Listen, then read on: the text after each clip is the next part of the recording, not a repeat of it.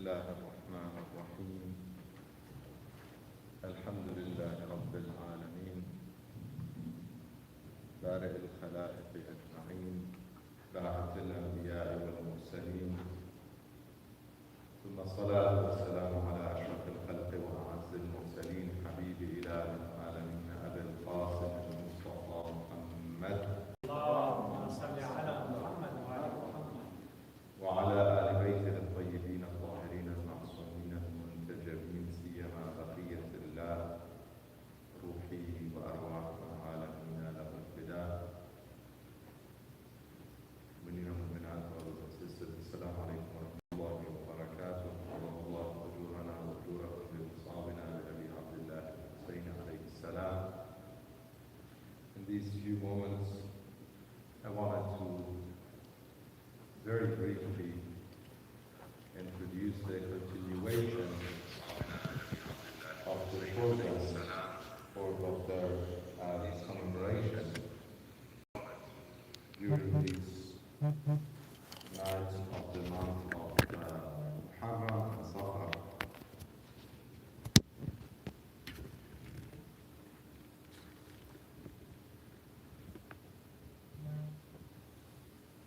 There are some cultures and traditions that when it comes to majalis,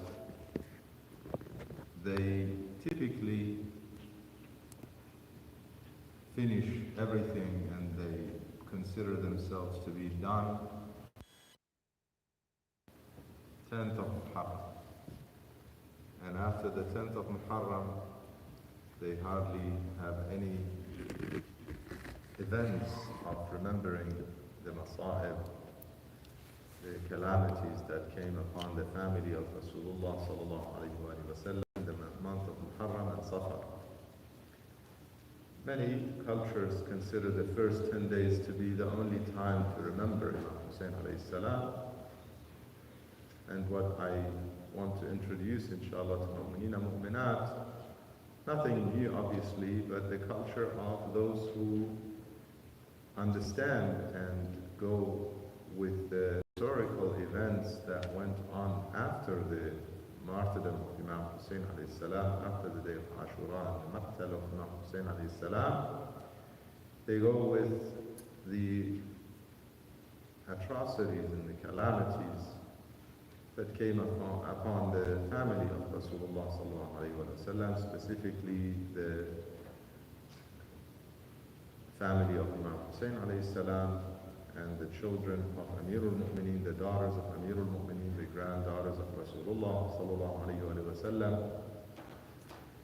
And the second chapter, basically, the first chapter of Masa'ib being the martyrdom of the Imam, and the second chapter being the captivity and the asr of the family, the holy family of Rasulullah sallallahu alayhi wa sallam, which in fact is, if I say it is the greater one of the calamities, I have not exaggerated, for sure.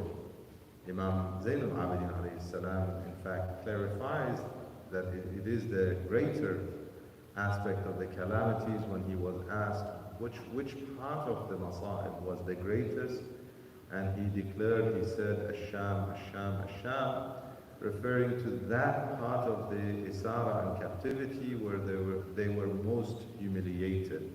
What was the heaviest on Imam Hussein alayhi salam, in fact, in terms of the journey and what he was sacrificing beyond himself was his family. In fact, some may recall and may have clearly heard and remember the statement of the Imam on the day of Ashura when the enemy was, after he had lost all of his companions and all of his family members, including the youngest of the children, the infant child, after the martyrdom of all of those, the Imam salawatullah alayhi noticed that the enemy is surrounding him and some of them are going close to the tents of the ladies, his family, which is to him the most sacred and the most significant responsibility is to protect his family. Any man's responsibility is to protect his family.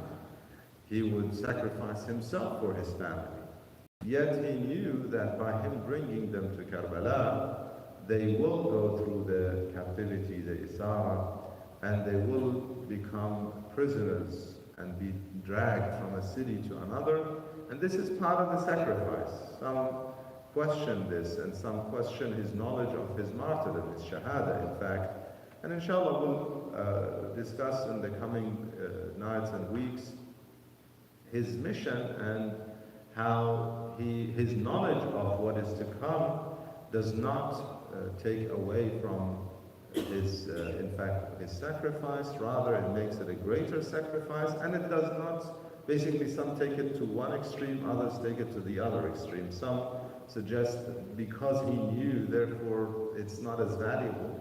And others say because he knew, therefore he shouldn't have done that, because that is basically putting himself in, some may even use the term suicide, he's committing suicide, or why is he putting his family in that situation, and so on. Inshallah, we'll address those in the coming nights and weeks of the month of